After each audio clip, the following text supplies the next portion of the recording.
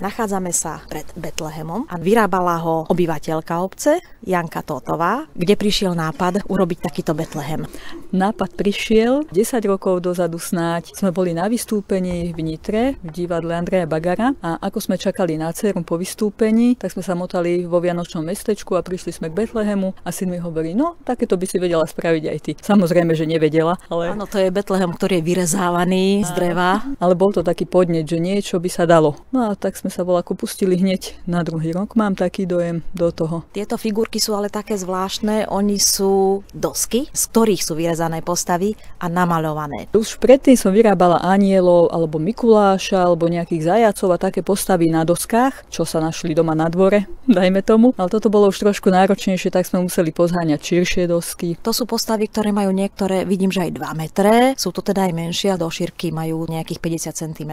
Áno, sú dokonca akože trošku 3D. Technicky sú tým aj spevnené tie postavy, lebo tie dosky sú vlastne na podstavcoch našrobované a tu predsa vonku chodia okolo toho deti. Boli aj anieli jeden rok, bolo akože širší zbor anielov, teraz sa to už oklieštilo, lebo za každým ten Betlehem stál inde. Dokonca jeden rok bol aj v novom kostole, ešte keď nebol dostávaný a teraz je už pri tom starom kostole vonku z druhej strany, aj snáď bude raz väčší. Stále pridávate aj postavičky alebo to zväčšujete? Tento rok napríklad nám snáď pribudne ešte taký ten vtáčik, lebo sme našli hniezdočko na konári, ale také ovečky, košiarik sa dá vždy zväčšiť. Vy ste ale mali tu aj živé zvieratá, bol aj taký rok? Áno, ale to sme nevymysleli my, to vymyslel náš pán dekan, nás tým prekvapil, tak sme mali akože aj my veľký zážitok so živým somárikom. To bolo akože veľmi milé zvieratko, ale silné. Tak aj plot nám zbalil, ale našťastie neušiel. Tak sme sa smiali, že snáď nám odtiahne celý Betlehem a pôjde ako alegorický voz cez dedinu.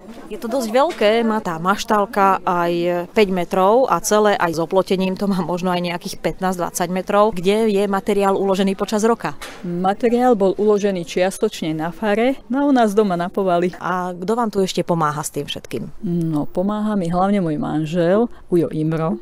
On je tesár na dôchodku, ale každý rok nám nezištne príde pomôcť. Takže vidím, že už nám prichádzajú aj ľudia z kostola, dnes je svätá omša. Čo hovoríte na takýto Betlehem, ktorý tu máte? Dobre, už hovorím, idem ho pozrieť, každý, kto mi hovorí, že už je. A čo hovoríte, že máte takýto pekný Betlehem tu? No, sa mi pekné. Šikovného manžela. Aj váš manžel pomáhal?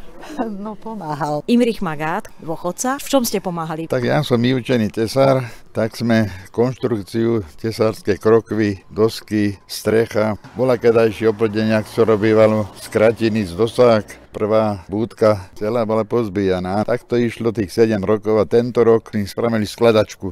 Hranoli, dali sme tam šrobiky, platničky a všetko sme celé pospíjali. Teraz za 2 dní sa to dá pekne spraviť. Predtým, ako dlho trvalo postaviť celý Betlehem? Trvalo tak 3-4 dní. Vidím, že už aj detičky idú pozrieť Betlehem. A čo sa ti tu najviac páči? Ovečky sa ti ľúbia? Áno. Kravička. Kravička a ešte čo tu je? Ovečka. Aj Panna Mária je pekná? Áno.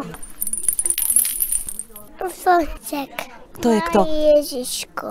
A títo ujovia? Ježiško. To nie je Ježiško. No je tam Ježiško, ale toto vyzerá, pozri, korunu má na hlave, to bude nejaký pán král.